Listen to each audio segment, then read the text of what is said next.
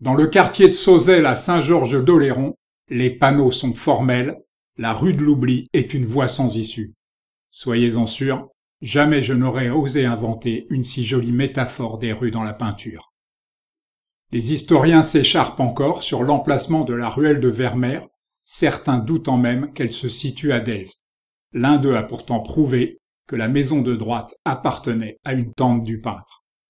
Les parents de cet artiste bohémien étaient pauvres, mais plaçaient l'art au plus haut des aptitudes humaines.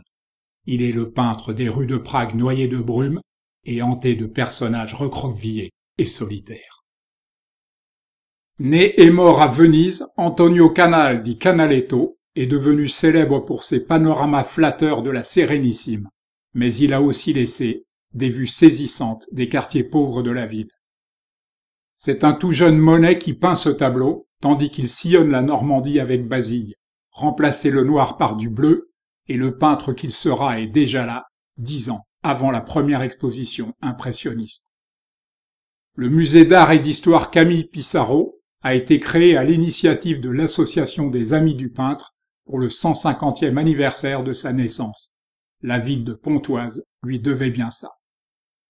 Une rue d'Auvers-sur-Oise, ou plutôt un chemin, et une maison entrée dans l'histoire. Cézanne présenta cette toile lors de la première exposition impressionniste en 1874 dans l'atelier parisien du photographe Nadar. « Sous les pavés la plage », disait un fameux slogan, et sous l'eau du fleuve la rue, aurait pu rétorquer Alfred Sisley, qui a laissé plusieurs versions des crues de la Seine à Port-Marly en 1876.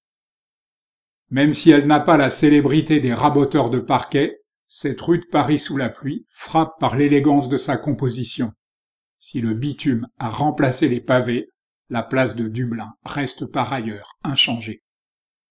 Le Norvégien Fritz Tholo est le peintre de l'eau.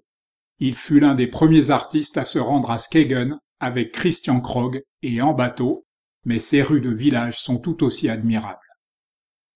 Comment Sargent s'y prenait-il pour qu'une banale scène de rue à Venise se transforme en potentielle scène de crime? Pourtant, nul doute, la jeune femme presse le pas sous le regard insistant de l'homme adossé à la porte. Encore un artiste passé par l'Académie Julian. Décidément, Almeida partageait son temps entre Rio de Janeiro, où il se consacrait à la caricature, et Paris, où il s'adonnait à la peinture de genre. Atmosphère, atmosphère, est-ce que j'ai une gueule d'atmosphère? Oui, John, vous avez une gueule d'atmosphère, et vos paysages urbains brouillardeux, crépusculaires et lyriques sont indépassables. Dans les années 1970, ce géant avait disparu des radars en France, autant que dans son Danemark natal. Il est revenu comme une balle pour éclabousser nos regards de toute sa classe. L'art polonais est un vivier de talents protéiformes. Celui-là offre la particularité de s'être converti à l'aquarelle parce qu'il était allergique à la peinture à l'huile qui provoquait sur ses mains de redoutables crises d'urticaire. Vassili Kandinsky est installé à Munich quand il peint cette rue d'un village de Haute-Bavière. On y voit clairement qu'il est en route pour l'abstraction. L'année suivante, il s'évadera définitivement du réel.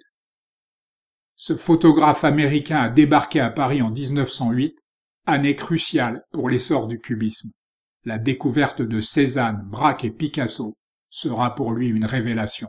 Rentré aux USA, il y fondera le précisionnisme.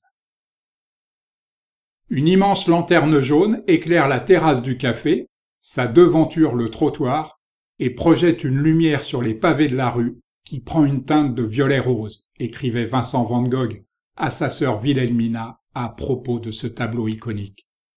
Cette artiste polonaise hyper douée propose ici une vue saisissante de l'avenue Unter den Linden à Berlin qui conduit jusqu'à la porte de Brandebourg. Sa prometteuse carrière fut brisée par une crise cardiaque à l'âge de 38 ans.